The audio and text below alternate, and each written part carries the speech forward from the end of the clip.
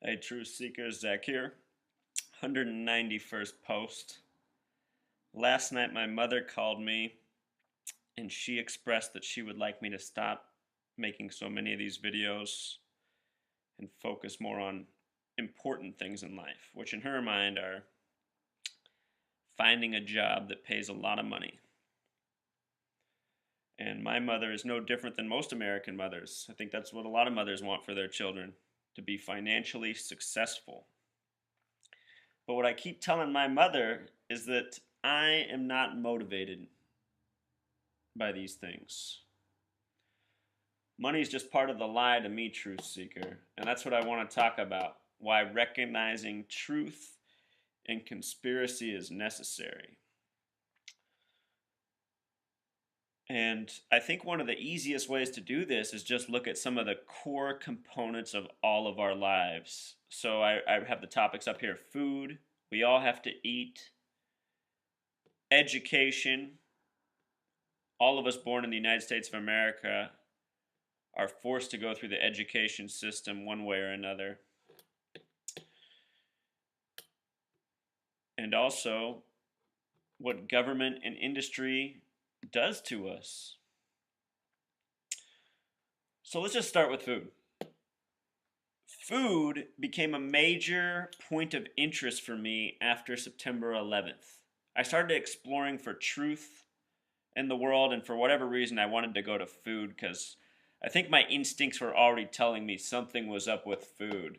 In high school, my junior year, I was first getting the idea of becoming a vegetarian because recently in my life I'd started to eat salad. Salad was new for me maybe around freshman year of high school, as sad as that sounds.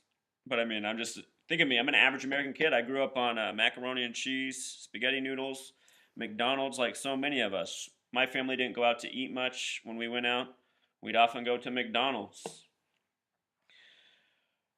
Well, some point in high school, some hamburger just grossed me out, and I think it was from McDonald's. The patty was gray, it looked all wrong. I just decided I didn't want to eat this anymore, so I cut out hamburgers that day.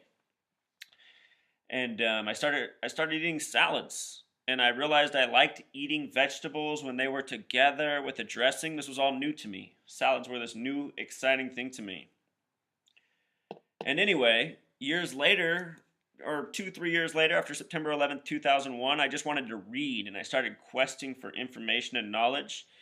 And I got a bunch of books about food, and I read several of them. And out of all that I read, the one that still stands out to me the most to this day is authored by a man named John Robbins, who's the son of one of the founders of Baskin and Robbins 31 Flavors, the ice cream franchise. In this book, if you want to check it out, it's called Diet for a New America by John Robbins. If you want to check it out, what this book does a brilliant job of is documenting all this research from after World War II about food and nutrition and human beings. And it shows you the findings of all these studies that they did extensively that went on for decades.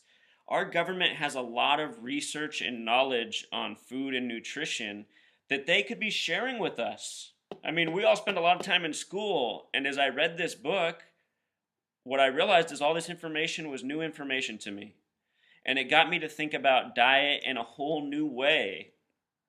And it made me want to become a vegetarian. And shortly after reading that book, I went hardcore. I went full-on vegan, vegetarian. And I learned a lot about nutrition. But the point is, Truth Seeker, is this knowledge about food and diet and disease and illness and our well-being, it's all well researched and well understood and not presented to us at all on any level. In fact, you look at the knowledge that is out there, such as the food pyramid, and you find that it goes contrary to everything that was researched. If you're not aware, truth seekers, our intestines are more like animals that eat fruits and berries and vegetables than they are like animals that are carnivores. Most carnivores have intestines that are short and straight and can easily process the meat and protein. Most plant eaters, they have long back and forth intestines just like we do. And that's not to say that we're supposed to be vegetarians. That's not the argument I'm making, Truth Seeker. I don't think we have to be vegetarians. But I do think we need to eat more in tune with our body, and we all need a lot more knowledge about food. In America, we're brainwashed about food, and I'll give you a quick one. What do most of you think about rice? Rice. R-I-C-E, rice. If you ask the average American, they'll say almost within a whim, bad food, worthless food, no point in eating food, no nutrient food. Truth Seeker, that isn't true. And just using our own eyes and knowledge, we can look at this world, and it's a statistical fact. Asians live the longest out of all the people on the planet, and the primary staple of their diet is rice. So my point is that if rice was a bad food, this wouldn't be happening. Yet most Americans believe rice is a bad food. Excuse me, Truth Seekers.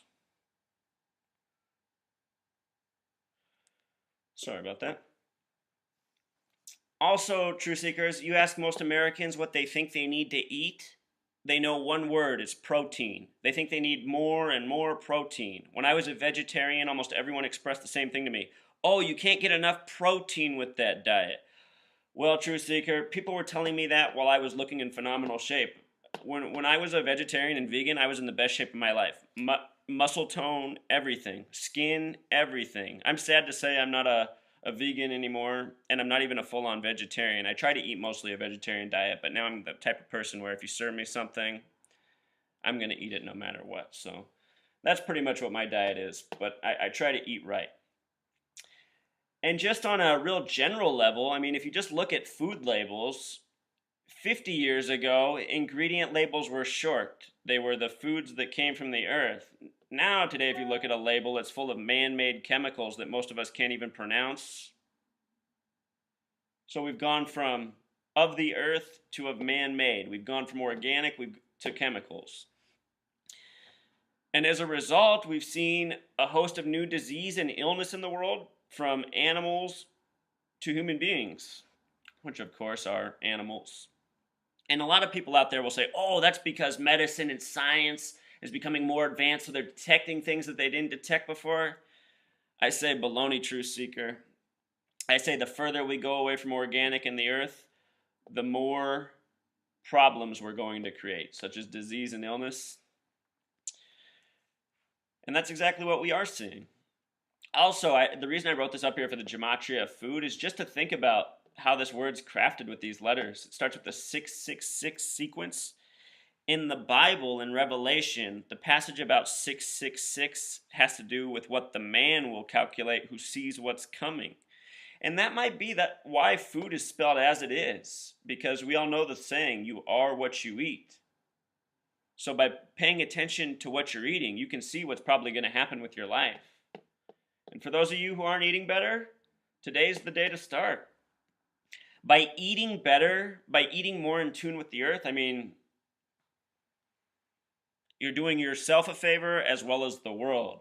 I don't know if you guys are aware of this, but by eating a diet that's high in meats and animals, you're actually eating a diet that requires a lot more resources from the earth. And the easiest way to think about that is just imagine how much water and grain, grass, a cow must eat to create a pound of flesh that we will then consume in the store. A pound of animal flesh takes, countless gallons of water and countless pounds of other food that could have otherwise been eaten by humans. So my point is that eating a diet high in meat is eating a diet that's highly inefficient. And the only reason we can do it as Americans, so many of us, is because our food system is a giant manipulation. I mean, you shouldn't be able to buy a hamburger at McDonald's for $1 when an organic tomato costs $3 per unit. And that's how it is for most of us. So naturally, the average human being, of course, is going to go buy the $1 hamburger or three of those hamburgers instead of one organic tomato. And I'd be lying to you if I said I didn't do that sometimes, truth seeker. Sometimes money is an issue for me on food, and I have to compromise as well. So we need to recognize this. If we can recognize this as a people, we can start making more changes. There can become, in neighborhoods, there can become more of a demand for organic and local produce. And then voila, next thing you know, that provides new opportunity for someone in your community to provide that service. So my point is just by making these simple changes, we can really create a better world, create some momentum. In this country, like I said, we're all forced to go to education of some sort. Most of us, the public school. Some of us, our parents, they have to homeschool us to meet the state requirements. Some wealthier kids get sent off to private school, but pretty much everyone's doing the education thing. And I am someone who's been a student as well as a teacher. I've taught in public schools, I've taught in private schools. Essentially, all schools are teaching along the lines of the same curriculum, which are curriculums based on lies. I mean, essentially everyone's getting the same manifest destiny story of the United States of America, no matter where you go to school. Christopher Columbus, the great Europeans. Our history books, they make the genocide seem okay. They make it seem just, as if it's the way it had to be. And those same history books, they make men such as Hitler, who are accused of genocides that didn't even happen, out to be evil. You know what that does, truth seeker?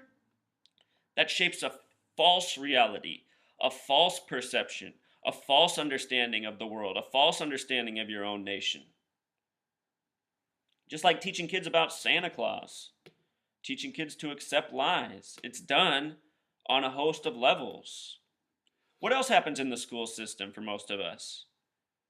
Conformity, peer pressure, a lot of negative influences.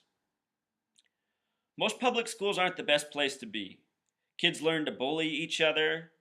And why? It's because they're unhappy, because they're having to sit down in a classroom early in the morning, have a bunch of boring lies forced into their head, taught things in a way that can't be applied. True seekers, when I taught elementary school, my first year teaching was 5th grade in South Seattle. And the veteran teachers there, they told me I was in for a tough year. It was a rough school. It was hard to get parent involvement. It was hard to get student involvement. And at that time, I was pretty confident in myself. And I still remember the first day of class, or actually the second day of class, where I had them bring back their first assignment. And it was a simple assignment. I had a classroom of 29 students at the beginning of the year, I think. 28 or 29. And anyhow, only 3 kids brought their assignment back the next day. And that was really disappointing for me. I saw where my peer teachers were coming from. And so I went home that night and I thought about it. I said, how am I going to connect with these kids? What message do they need to hear? If they're this unmotivated at the beginning of the year,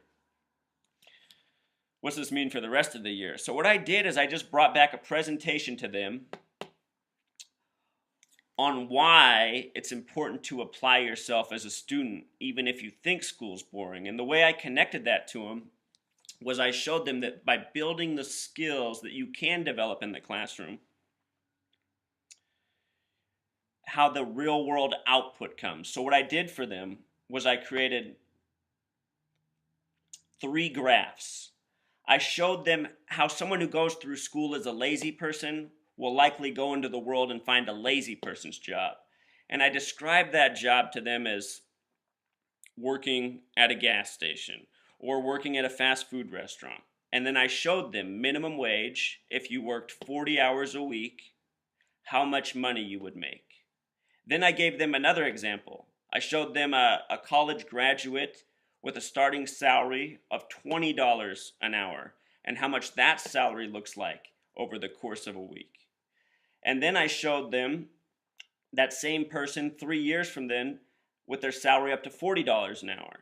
And I showed them what that looks like over the week. And then from there, I showed them over the course of a month.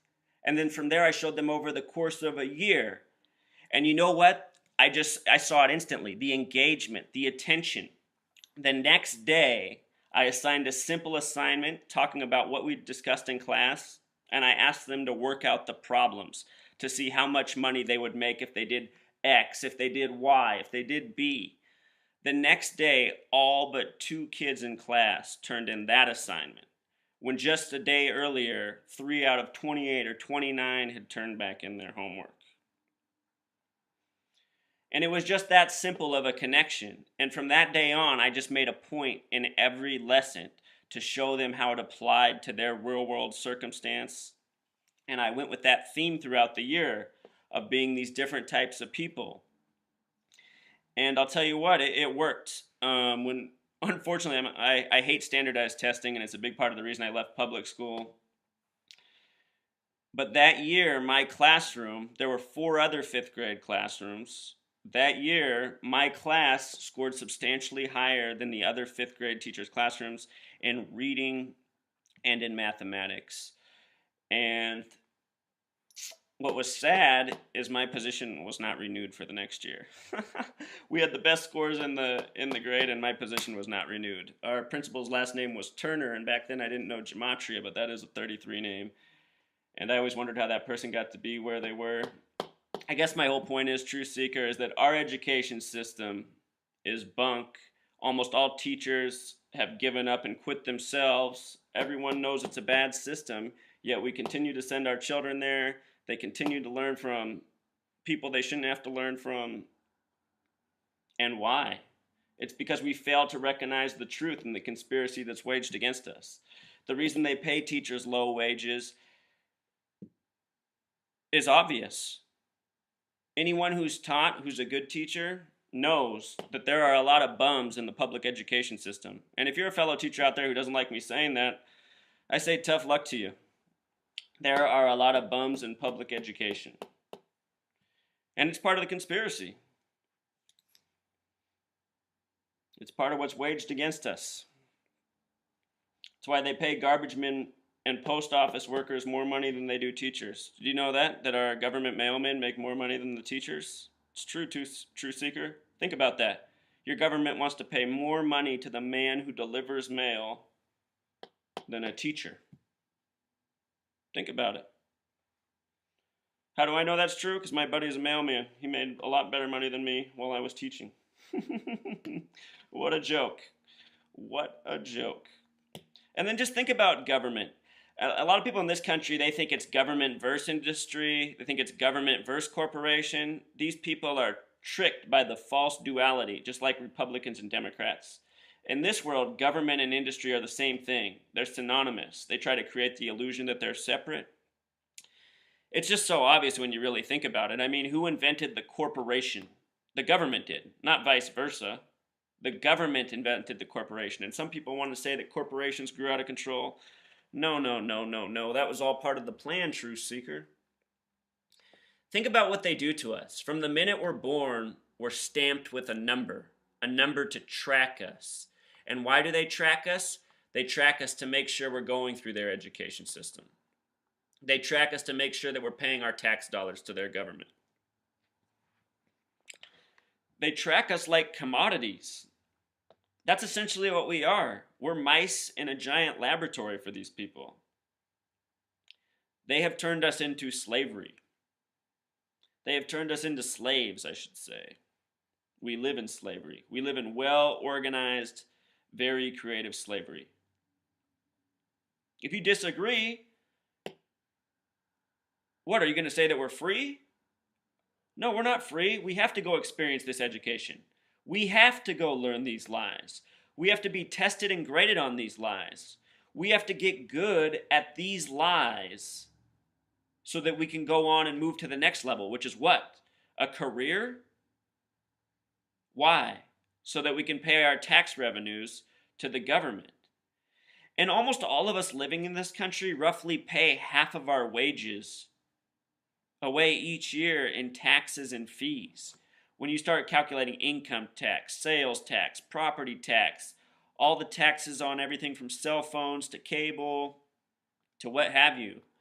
There are so many taxes and fees, tolls on bridges, tolls on roads, fees left and right, truth seeker, and for what? Look up above at your sky. There's planes spraying chemicals all over this entire nation right now, 24/7. Think about that. That's what our labor, that's one of the many things that our labor has turned into. Chemical spray above our skies. What else? False school shootings, false news, unnecessary wars, banker bailouts, the salaries of our elected officials who are nothing more than actors and liars and traitors, deceitful people. Think about what the governments of the world are doing, you guys, in industry. Aren't they abusing all life on this planet? Destroying the oceans, destroying the forests, destroying species left and right. And what have they done to us, we human beings? What have they done to us? Lied to us from the beginning. Make us work for low wages, long hours. I mean, part of the reason that nobody reacts, truth seeker, is because we're all so burnt out from all this that we've been through. From cradle to the grave, we've been under their thumb. At 5 years old, we get stuck in the classroom. If you go all the way through college, you don't get out until your early 20s, some people later. And then what? Right away, you got to jump into the workforce to pay off most of the debt you accumulated while in school. This is well-organized slavery.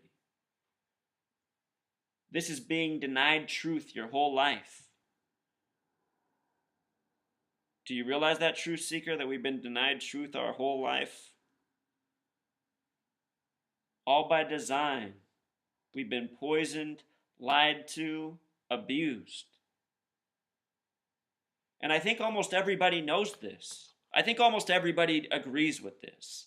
But then when you start to show many of these people who know this, the conspiracy behind it and what's being done, that's when they shut down and say, and call the person telling them this, that they're crazy. Why is that happening? That's what we have to stop doing. We have to recognize truth and that revealing conspiracy is necessary. Whether you read the Bible or not, there's a passage in it, John 8:32. Depending on translation, the wording can be a little bit different. But it says, "And you shall know the truth, and the truth shall make you free." That passage is John 8:32. With simple English gematria, John has a gematria of 47 alone. Remember, Jesus is 74, the opposite of John. But anyway, if you reduce John in Pythagorean gematria, J becomes 1, O becomes 6, H becomes 8, N becomes 5, and then 832, if you add up all these numbers together, it sums to 33. Could the truth be as simple as that, truth seeker? We have 33 vertebrae in our back. The first book in the Bible is Genesis. It has a gematria of 33. So much of what I have revealed within these video posts and on my written blog is that all of our information and understanding is coded with these same numbers, the same gematria, and so much of it's 33. Big Bang equals 33. Darwin equals 33. So much more than that. That's just the tip of the iceberg. And like I said, Genesis, the first book in the Bible, sums to 33.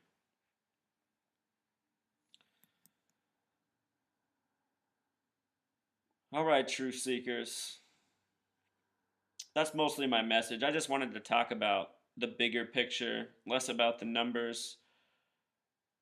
Why recognizing this is important and why speaking out about it is important. Last night, my mom essentially asked me to stop doing this because she believes that there's no hope in this world. So all you can do is look out for yourself. And again, what my mom thinks, I know that's the norm. That's what most people in this country think. If there was a survey agreeing with my mother or me, I think most people would agree with my mother. But that's where we got to change, Truth Seeker, and only you and I and people like us are going to change it. We have to change people's minds. We have to change our own mother's minds. We have to change our father's minds, our brothers, sisters, friends, everybody. Even though my mom said this last night, I know she also sees where I'm coming from. She just wants me to be happy and successful. And she thinks this is too hard of a road to go down. But we got to go down some hard roads, Truth Seekers. You know why? For our children. I should have wrote children up here. I should have wrote the word children, you guys. Because like I said right here, what's going on right now is turning all of humanity into slaves. Organized slavery. That means that every child born into this world is a new slave, unfortunately. I don't want to think about it that way, but I recognize that's the truth, Truth Seeker. I recognize that's the truth. So anyway, hope you enjoyed this little rant of mine, little information session, little perspective sharing. If any of you disagree with me on anything, I would love to hear that. I'm open to people to disagree with me. I always respect another opinion as long as it's delivered respectfully. All right, Truth Seekers, till next time.